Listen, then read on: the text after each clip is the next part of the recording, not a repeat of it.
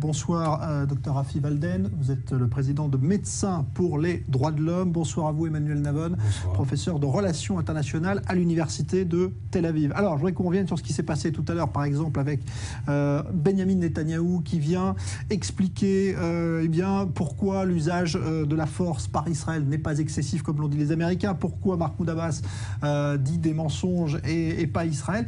Est-ce que vous trouvez que c'est le rôle d'un Premier ministre? Et pourquoi d'ailleurs Israël a-t-il toujours besoin de se justifier quand il y a des événements sécuritaires ici? Ce n'est pas toujours le cas d'autres pays qui ont aussi de ce genre de problème. Rafi Walden.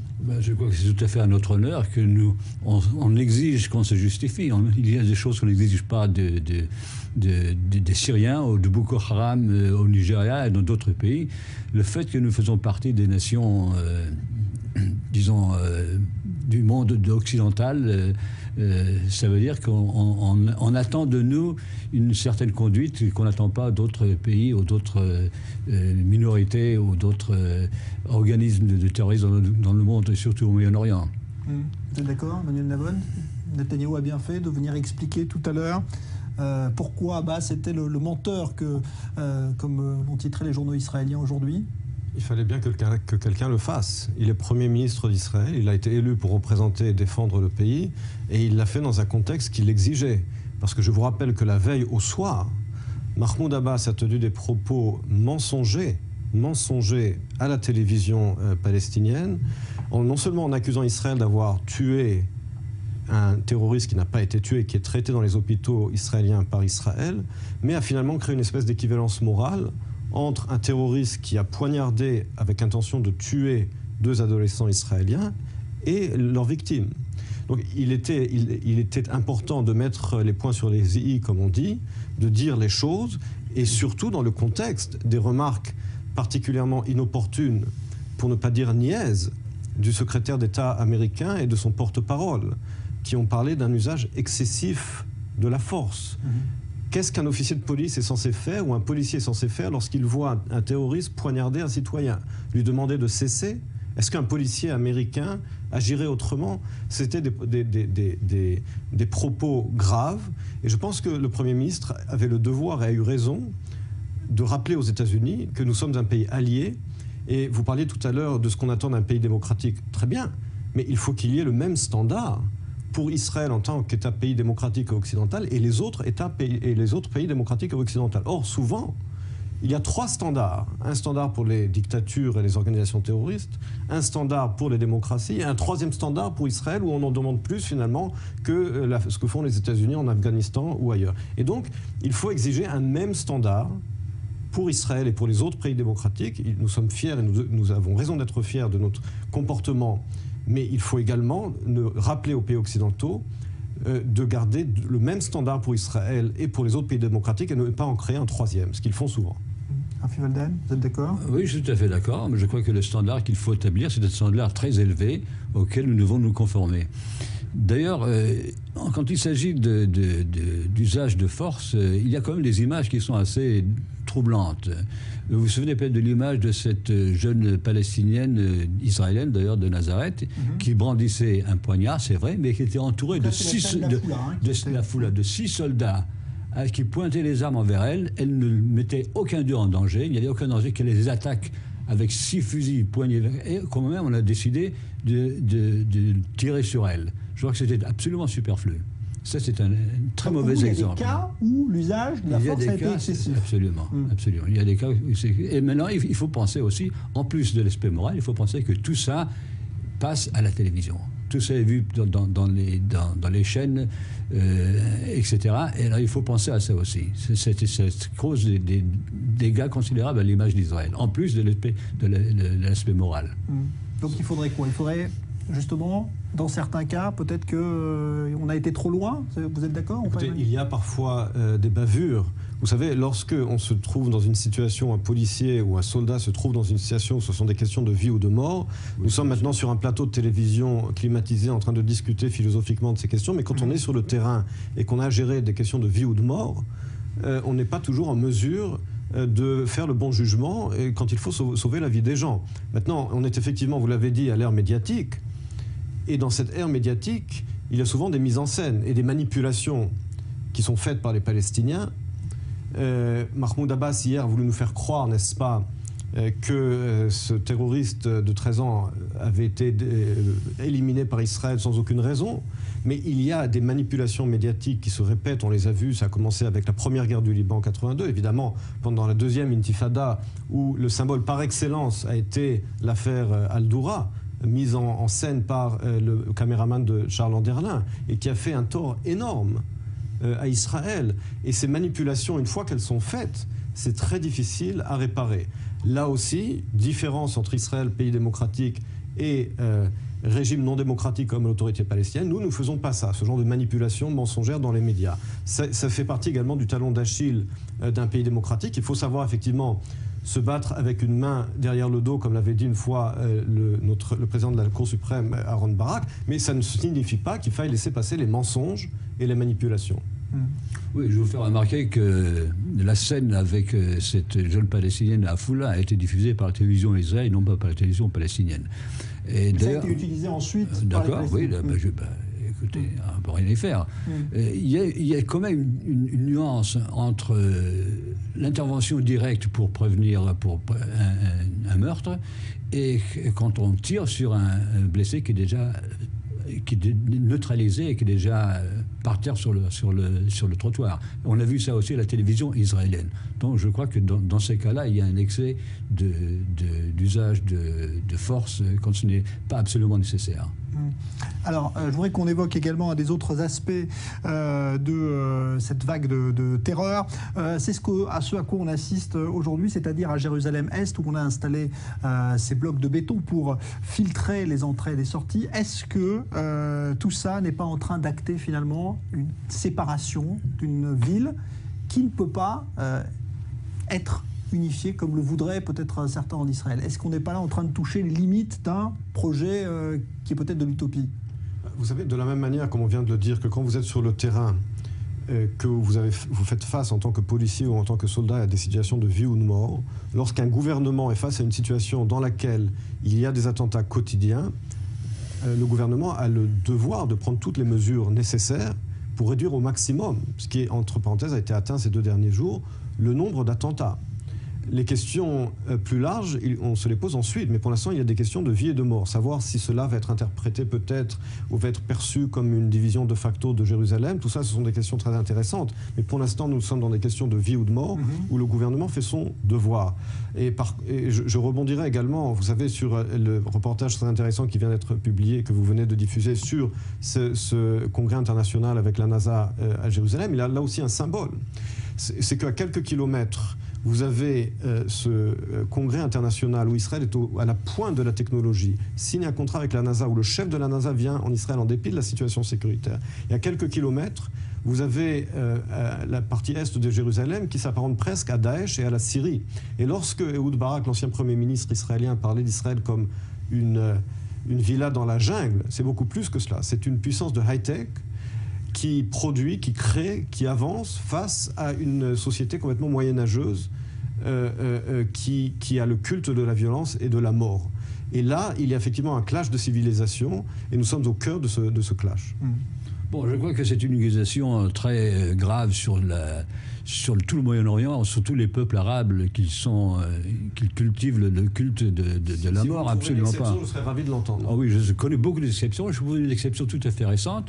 Dans ces situations aussi graves que nous vivons maintenant, dans le centre hospitalier, le centre où je travaille, l'hôpital Sheba, nous avons eu cette semaine 11 médecins de Gaza, 11 chirurgiens, enfin chefs de service d'urgence à Gaza, qui sont venus pour un cours intensif de soins intensifs pour les services d'urgence, qui ont passé 3 jours chez nous. Et je dois vous dire que ça crée une atmosphère d'entente, je dirais même d'amitié et de compréhension extraordinaire. Vous savez, je circule beaucoup dans les territoires. Je suis dans l'organisation des médecins pour le droit de l'homme. Nous avons une clinique, un dispensaire mobile qui se rend chaque semaine dans les territoires. J'ai des contacts directs, non pas avec les dirigeants, mais avec des centaines et des milliers de Palestiniens. Et je vous assure que ce qu'ils m'affirment tous, sans exception, pendant des années, je fais ça pendant 20 ans, ce qu'ils veulent, c'est la paix, c'est de vivre librement de nourrir leur famille, et ils ont beaucoup la nostalgie du bon temps avant la première Intifada, quand ils venaient en Israël, quand ils travaillaient, ils gagnaient bien leur vie, absolument. Ils invitèrent leurs employeurs. Avant que l'on crée l'autorité palestinienne qui a créé cette situation, mais vous ne faites que confirmer ce que je viens de dire. Pourquoi? Parce que la coopération médicale dont vous parlez, qui est très bien, c'est dans un hôpital israélien. Trouvez-moi un hôpital arabe dans le monde, arabo-musulman, où il y a des médecins juifs qui sont invités. Est-ce qu'il y a des unités mobiles médicales que vous venez de créer, qui sont des unités mobiles israéliennes? Est-ce qu'il y a des unités saoudiennes ou autres qui vont en Syrie aujourd'hui pour sauver les Arabes? Non, les réfugiés arabes ne vont même pas là-bas, ils ne sont même pas acceptés. Donc ce que vous décrivez est très bien, mais ce sont des initiatives israéliennes et il n'y a pas d'équivalent dans le monde arabe. Et c'est ça la tragédie du monde arabe. Je m'oppose d'une façon tout à fait catégorique à faire ces comparaisons. Je ne veux pas être comparé à la Syrie, je veux être comparé à la France, je veux être comparé au Danemark. Je dis que vous ne voyez pas, vous refusez de voir la différence. C'est-à-dire que ce que vous décrivez, c'est très bien, mais la tragédie, c'est que l'équivalent n'existe pas dans le monde arabe. Eh bien, je ne demande pas un équivalent du monde arabe, je demande que nous nous comportions d'une façon... Entièrement d'accord avec vous, mais ne soyez pas naïf sur ceux qui nous entourent. Non, je ne suis pas naïf du tout, je connais très bien la situation au Moyen-Orient. Et je dois vous dire qu'il n'y a aucune excuse pour ces actes de terrorisme et de barbarie. Mais quelle est la solution? La solution, ce n'est pas de faire des discours inflammatoires, de blâmer les Palestiniens ou de les opprimer encore plus. Il y a des causes de base. Les causes de base qui causent l'inflammation actuelle du conflit, c'est vraiment la vie impossible, la vie misérable et humiliante des Palestiniens pendant 45 ans d'occupation israélienne. Ça, c'est le problème de base, qu'il faut considérer. Vous reprenez mot à mot la propagande palestinienne. Écoutez, ce qui se passe en ce moment à Jérusalem, c'est une répétition exactement de ce qui s'est passé en 1929 avec le meurtre de Juifs, alors qu'il y avait une occupation à l'époque en 1929. Vous allez tout de suite évoquer l'Holocauste et la Shoah, n'est-ce pas? Je ne parle pas, c'est vous qui parlez de ça, je ne parle pas, je compare deux cas comparables, à savoir qu'en 1929, où il n'y avait pas de soi-disant occupation, le dirigeant palestinien de l'époque, Raja Amin al-Husseini, a fait le même usage cynique de la mosquée d'Al-Aqsa en accusant les Juifs de vouloir la souiller. C'est exactement ce que fait Mahmoud Abbas aujourd'hui. Tous les attentats, ceux qui les commettent, revendiquent en disant, ils expliquent leur motivation, ils ne disent pas qu'ils se battent pour établir un autre État arabe. Ils disent non, nous sommes venus pour venger la souillure d'Al-Aqsa. Oui, c'est un fait. C'est un fait. Bon, c'est ce que vous présentez comme un fait. Je ne suis pas du tout d'accord que c'est un fait, absolument pas. Vous savez, il y a 2 semaines, lorsque Etam et sa femme Neama Henkin ont été assassinés de sang-froid devant leurs 4 enfants, je le connaissais, c'était un étudiant à moi. Eh bien, ces meurtriers, c'était des gens du Hamas. Le Hamas ne se bat pas pour une solution de 2 États. Le Hamas est une organisation fondamentaliste qui en appelle au meurtre de tous les Juifs, qui veut un État islamique sur toute la Palestine historique et sur tout le Proche-Orient. Donc ne nous trompons pas. Je ne dis pas qu'il ne faille pas essayer de résoudre ce conflit, mais ne tombez pas dans le piège de la propagande arabe en disant c'est la cause. Parce que la cause profonde, c'est un fondamentalisme religieux. Et lorsque Mahmoud Abbas dit il faut venger Al-Aqsa, il faut libérer Al-Aqsa. C'est ça qui est évoqué par tous ces terroristes. Ils ne parlent pas de revendications politiques et de solutions politiques que nous essayons d'avoir depuis 22 ans. Et la solution que vous prenez depuis 1937, quand elle a été proposée la première fois par la commission Peel, elle ne cesse de fonctionner en théorie et d'échouer en pratique. Et parler à chaque fois de dire la solution, malheureusement, cette solution, on n'arrive pas à la voir. Mais ne confondons pas la cause et les effets. Alors, je vous laisse répondre dans un instant, parce qu'effectivement, on touche là au cœur du problème, à savoir si c'est lié effectivement à un conflit politique ou religieux. Mais on va retourner à Jérusalem et notamment à l'hôpital Hadassah, où sont soignées la plupart des victimes de ces attentats. Cyril Amar, on vous retrouve pour faire avec vous un nouveau bilan, parce qu'on sait, et c'est la particularité de l'établissement qui se trouve derrière, que se trouvent à la fois là les victimes de ces attaques au couteau, des dernières, et puis également quelques-uns des terroristes qui ont mené ces attaques et qui sont soignés dans cet hôpital. Et oui, c'est peut-être le signe de toute la complexité et de toute la tragédie de ce conflit israélo-palestinien. Quasiment aux mêmes étages sont soignés ce soir Ahmed Mansara, le jeune terroriste qui a poignardé grièvement 2 Israéliens lundi dernier. Et puis, donc, vous l'avez dit, cette jeune victime de 13 ans, Nahor Shilav, qui est toujours entre la vie et la mort dans les soins intensifs ici dans cet hôpital d'Hadassah Ein Kerem. Un hôpital qui est composé d'une certaine mixité sociale. social, communautaire, puisque à la fois les patients, mais également les équipes soignantes, eh bien, elles sont composées de juifs et d'arabes. Il n'est pas rare de voir ici des chefs de service d'origine arabe soigner des patients juifs ultra-orthodoxes, ou bien le contraire. Donc, vous voyez, c'est très complexe comme situation. Et pour ce qui est du bilan, évidemment, 3 attentats en moins d'une semaine, dont les blessés sont arrivés ici à cet hôpital Nkerem. Ce que le porte-parole nous dit ce soir, eh bien, c'est qu'il y a un homme âgé de 76 ans qui est toujours dans un état critique. Il a été grièvement blessé lors de la double attaque à l'arme à feu et au couteau contre un bus perpétré dans le quartier d'Armon HaNatziv à Jérusalem. Une autre personne, malheureusement la femme d'une des victimes de cet attentat, est toujours hospitalisée dans un état grave mais stable. Et puis il y a cet attentat à la voiture bélier perpétré dans le quartier juif ultra-orthodoxe de Mea Shearim, qui a fait un mort, vous le savez, et dont un des blessés est toujours hospitalisé ici dans un état grave mais stable lui aussi. Et puis vous en avez parlé très certainement, on en a parlé sur notre antenne et puis dans votre édition, cet attentat de Pisgat Ze'ev perpétré par ce jeune Ahmed Mansara, et dont les victimes sont ici, et le bourreau également, le terroriste qui a poignardé grièvement ces 2 civils israéliens et également hospitalisé ici ce soir. Un mot sur la situation à Jérusalem cette fois, Cyril. La journée a été étonnamment calme parce qu'on avait hélas l'habitude de ces attaques quotidiennes. Oui, 25 heures sans aucun incident enregistré ici à Jérusalem. C'est un fait plutôt rare depuis le 1er octobre, depuis le début des violences. Mais la police, Jean-Charles, reste sur le qui-vive. Une police qui va d'ailleurs obtenir le renfort dès dimanche des soldats de l'armée israélienne. 300 soldats vont être déployés pour prêter main forte ici à Jérusalem, notamment dans les transports en commun, dans les transports publics. C'est des scènes qu'on avait vues déjà durant la seconde intifada, des vigiles ou des soldats qui étaient justement, qui rassuraient les citoyens israéliens dans ces transports en civil, des agents pénitentiaires également qui viendront soutenir l'effort de sécurité des policiers israéliens ici dans la ville de Jérusalem et dans la partie ouest, aussi bien que dans la partie ouest. Merci Cyril Amar en direct donc de l'hôpital Hadassah. On reprend donc avec vous cette discussion, Emmanuel Navon, Rafi Walden. On parlait de l'origine finalement de cette vague de terreur. Certains disent que c'est peut-être religieux, lié donc à Al-Aqsa, et qu'il y a... Mais il y a aussi le conflit politique qui demeure. Il y a des aspects religieux, justement. Et c'est une chose très importante, c'est qu'il ne faut pas, c'est que certains dirigeants et porte-parole israéliens, ils versent de l'huile sur le feu, justement sur l'aspect religieux. Ça, c'est un aspect qu'il faut éviter dans toutes les conditions. Maintenant, Mahmoud Abbas n'est pas un porte-parole Mahmoud Abbas n'est pas un porte-parole religieux. Il est musulman, d'accord, mais il ne représente certainement pas le fondamentalisme islamique. Et ce qu'on risque de faire maintenant, on cible Mahmoud Abbas comme l'ennemi public numéro 1, et ce risque d'arriver une chose très grave, c'est qu'on risque de le détrôner, et ce qui le remplacera, c'est certainement pas un dirigeant palestinien plus modéré et plus pragmatique que Mahmoud Abbas, que ce sera quelqu'un de plus extrême que lui. Ça, c'est un danger qu'on entend. Mahmoud Abbas a fait beaucoup de choses. Les services de sécurité, vous savez qu'on coopère d'une façon remarquable avec les services palestiniens, avec les services de sécurité israéliens, et ça a évité, c'est nos services qui l'ont déclaré ouvertement, que ça a évité beaucoup de victimes de notre côté grâce à cette coopération.